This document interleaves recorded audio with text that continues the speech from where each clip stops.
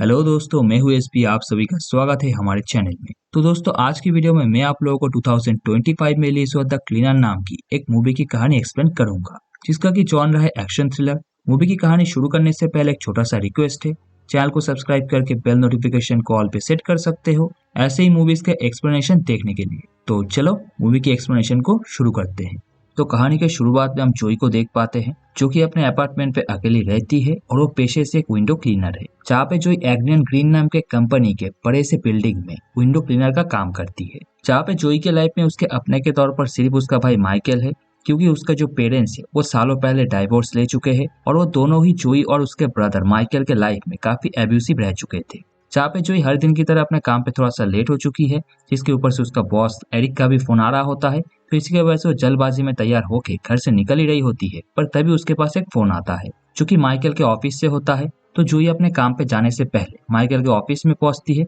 तो वहाँ पे पहुंचने के बाद जोई को पता चलता है कि माइकल ने उस कंपनी के अंदर कुछ गड़बड़ किया है, क्योंकि वो पहले भी 5-7 कंपनी के अंदर कर चुका है। जहाँ पे माइकल किसी भी कंपनी में जब काम करता है तो उस कंपनी में अगर घपला होता है तो वो उसको ऑनलाइन लीक करके कंपनी को एक तरीके से मुसीबत में डाल देता है। जो काम माइकल ठीक तो कर रहा होता है, पर दुनिया भाई ठीक काम करने वालों को कहाँ सही मानते हैं। पर यहाँ पे जोई अपने भाई को हमेशा से सपोर्ट करती है, भले ही लोगों के सामने वो चीज वो समझने नहीं देती। तो इसकी वजह से माइकल के काम जाने के बाद भी वो माइकल को लेके वहां से निकल के अपने ऑफिस में पहुंचने लगती है, क्योंकि उसे काफी लेट हो चुका होता है। तो इसकी वजह से वो माइकल को अपने घर में नहीं छोड़ सकती। तो ऑफिस में पहुंचते ही जोई माइकल को नीचे के फ्लोर में इंतजार करने के लिए कहती है, जहाँ पे उसका जो शिफ्ट है वो शाम के 6 बजे खत्म होगा। तो तब तक माइकल को नीचे इंतजार करना पड़ेगा, जिसपे कि माइकल एग्री कर लेता है। तो जोई भी जाके लिफ्ट में चढ़ जाती है, जिसमें कि पहले से एक्ने कंपनी के दो मालिक कम भाई जेरल्ड और जेफरी मौजूद होते हैं, जो दोनों मिलकर अपने कंपनी के एक सक्सेस पार्टी को लेकर डिस्कस कर रहे होते हैं। जिस बीच लिफ्ट के अंदर एलेना नाम की एक प्रेग्नेंट स्टाफ चढ़ती है,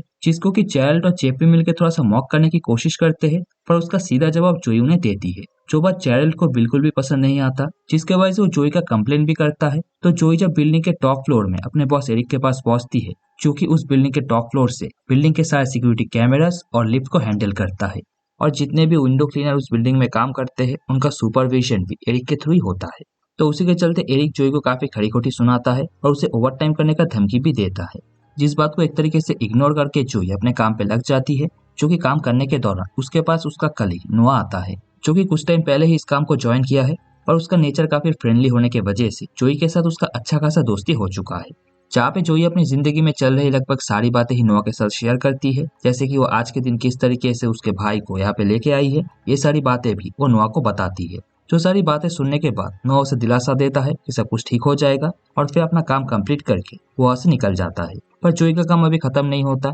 क्योंकि एरिक उसे पनिशमेंट के तौर पर और भी ज्यादा काम दे देता है। जो काम करते हुए शाम हो जाता है। इधर एक्नैन कंपनी का जो पार्टी है वो भी स्टार्ट हो चुका होता है, जहाँ पे जेरल्ड और जेफरी मिलके अपने कंपनी के सारे शेयर होल्डर्स, मैनेजमेंट के सारे लोगों के साथ, वहाँ मौजूद और भी कई सारे गेस्टों के साथ पार्टी को एंजॉय कर रहे होते हैं। जिस बीच उस पार्टी के अंदर कुछ मास्क मैन भी हाजिर होते हैं, जो कि किसी तरीके का शो परफॉर्म करने के लिए वहाँ पे आए होते हैं। तो दूसरी तरफ जोई, जो कि अब भी अपने काम को कंप्लीट कर ही रही होती है, पर उसी बीच माइकल सिक्योरिटी को चकमा देके यहाँ पे जोई से बात करने के लिए आ जाता है। जहाँ पे विंडो के किनारे पे जोई माइकल को देख के काफी गुस्सा हो जाती है, क्योंकि अगर एरिक या फिर कोई भी स्टाफ मेंबर माइकल को यहाँ पे ऊपर देख लेगा तो कहीं ना कहीं जोई का नौकरी चला जाएगा। इस बात को लेकर उन दोनों के बीच में थोड़ा सा आर्गुमेंट हो जाता है, और माइकल वहां से गुस्सा होकर किसी और तरफ चला जाता है। जो देख के जोई एरिक को जल्दी से वॉशिंग प्लेटफॉर्म को ऊपर लेने के लिए बोलती है, जिससे कि वो माइकल से जाके बात कर पाए। पर एरिक कुछ और ही मूड पे होता है, वो वॉशिंग प्लेटफॉर्म को इधर उधर करने लगता है। पर इसी बीच एरिक के रूम में तो मास्कमैन घुस जाते हैं, जिनमें से एक मास्कमैन वहां पे मौजूद एरिक के साथ साथ बाकी सबको गोली मार के खत्म कर देता है। जहाँ पे उन दोनों मास्कमैन में से एक टेगल होती है, जिसका की नाम होता है जी,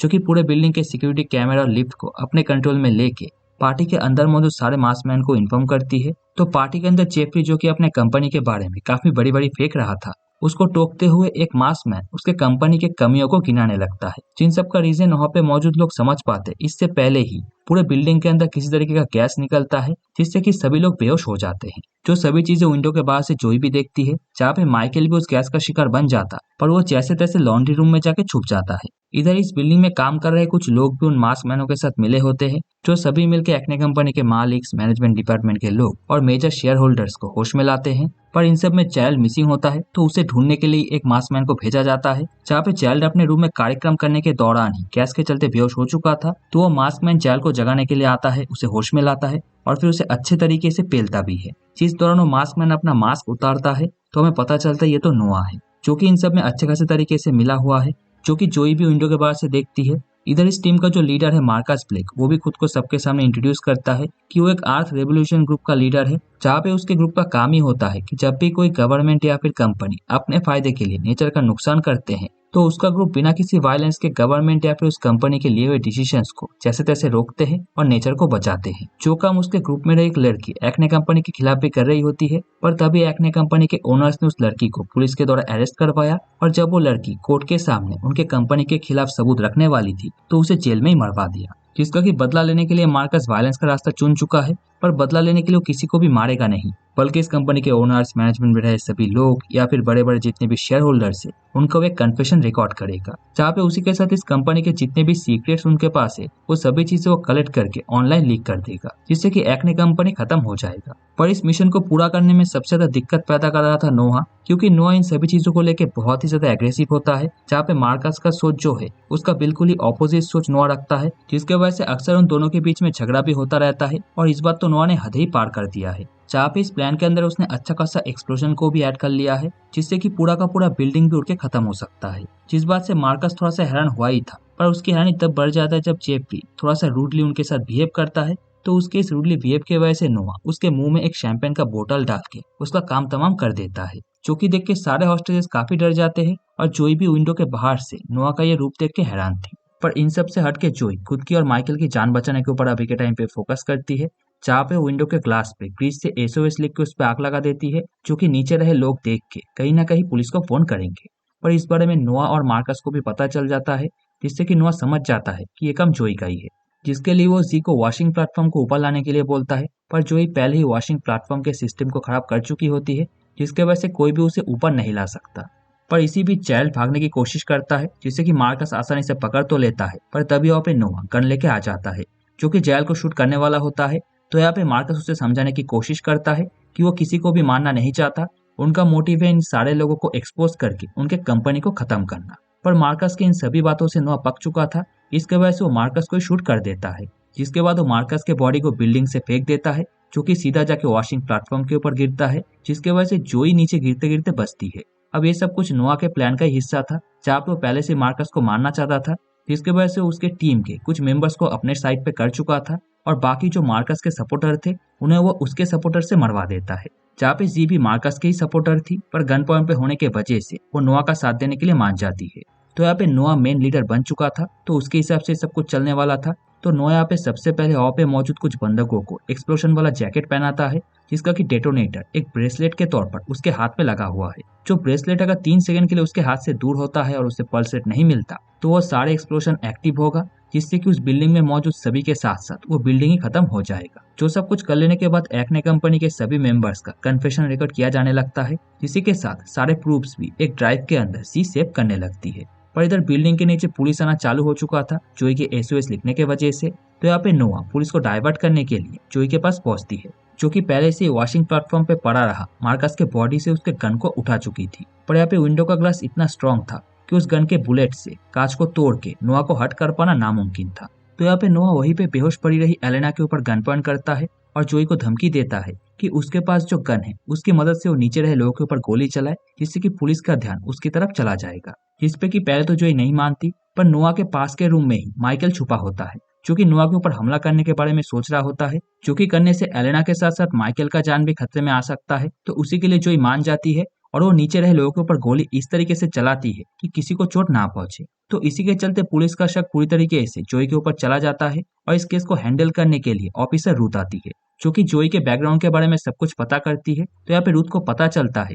कि जोई विंडो क्लीनिंग के जॉब में आने से पहले आर्मी में ज्वाइन होने वाली थी, जहाँ पे उसका ट्रेनिंग भी कंप्लीट हो चुका था, पर ज्वाइनिंग से पहले उसने क्वाइट कर दिया। जिस बात से रूथ को थोड़ा सा शक होता है कि एक ट्रेंड इंसान का निशाना इतना खराब कैसे हो सकता है। इतने सारे गोलियां चलाने के बाद भी एक भी गोली इंसान को नहीं लगा, जिसका कि सीधा मतलब यही था कि जोई किसी को हर्ट करना चाहती ही नहीं थी। जिसके वजह से रूथ हेलीकॉप्टर में पहुंचे स्नाइपर्स को जोई को नॉक करने से रोक देती है। तो यहाँ पे जोई भी मार्कस के बॉडी से उसका फोन उठा के यहाँ पे रूथ से बात करती है और उसे सब कुछ बता देती है, जिसी के साथ वो मार्कस के बॉडी को भी सबूत के तौर पर नीचे फेंक देती है, जिससे कि देख के रूथ को भी कंफर्म हो जाता है कि ये सब कुछ मार्कस के ग्रुप ने ही किया है, जिसका कि लीडर अभी नोआ है, जिसके बारे में भी रूथ को पता चलता है कि नोआ एक सन की है। अब इधर नोआ को भी इन सब का अंदाजा लग चुका होता है कि पुलिस को उनके बारे में पता चल चुका है, तो इसी के वजह से वो रूथ से डायरेक्ट कांटेक्ट करता है और उसे ये वार्न करता है कि अगर कोई भी ऑफिसर इस बिल्डिंग के अंदर घुसेगा या फिर उसे मारने की कोशिश किया जाएगा तो इस पूरे बिल्डिंग को ये खत्म कर देगा, जिसके वजह से रूथ चाह के भी कुछ नहीं कर पाती। पर इसी बीच एक ऑफिसर कुछ लोगों को उस बिल्डिंग में भेजने की कोशिश करता है,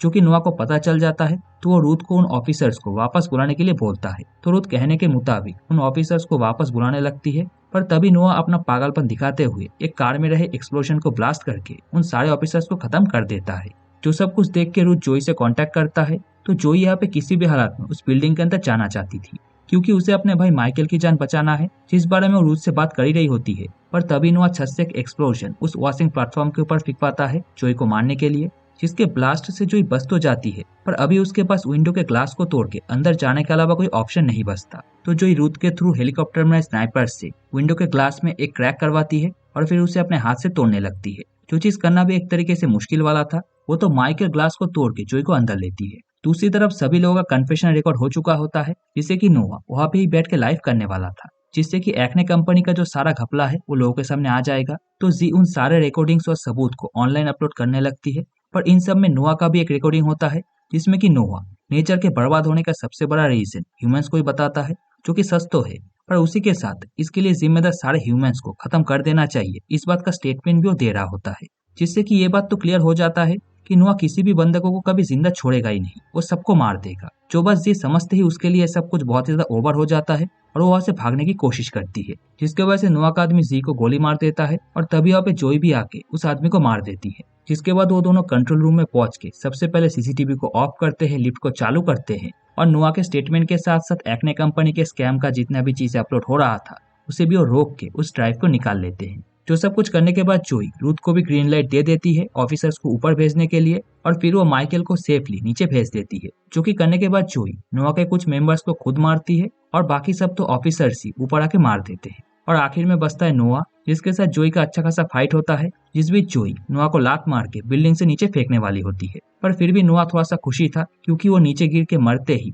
कहीं न कहीं डेटोनेटर ऑन हो जाएगा और सब लोग मारे जाएंगे। पर उसकी खुशी तब खत्म होता है जब जोई अपना हाथ दिखाती है, जहाँ पे लड़ाई के दौरान ही नोआ के हाथ से डेटोनेटर निकाल के जोई अपने हाथ में लगा चुकी थी। जिस बात का पता चलते ही नोआ काफी होपलेस फील करता है, पर जोई उसे नीचे गिरा के उसके फीलिंग के साथ साथ उसे भी खत्म कर देती है, जहाँ पे जोई के हिम्मत और स्किल के चलते बंधकों के साथ साथ बिल्डिंग भी बच चुका था। जिस बात का शाबाशी भी रूथ से जोई को मिलता है, जिसके बाद जोई और माइकल मिलके उस ड्राइव के अंदर रहे एक्ने कंपनी का जितना भी स्कैम था वो भी ऑनलाइन लीक करके उस कंपनी का खात्मा कर देते हैं। जो चीज दिखाते हुए ये कहानी यहाँ पे खत्म हो जाती है। तो दोस्तों यही है 2025 में रिलीज हुआ क्लीनर मूवी की कहानी, जो कि अगर आपको पसंद आया हो तो वीडियो को लाइक कर सकते हो, चैनल पे नए हो तो सब्सक्राइब करके बेल नोटिफिकेशन को भी ऑल पे सेट कर सकते हो ऐसे ही मूवीज के एक्सप्लेनेशन जानने के लिए। तो चलो मिलते हैं नेक्स्ट वीडियो में, तब तक के लिए टाटा बाय बाय।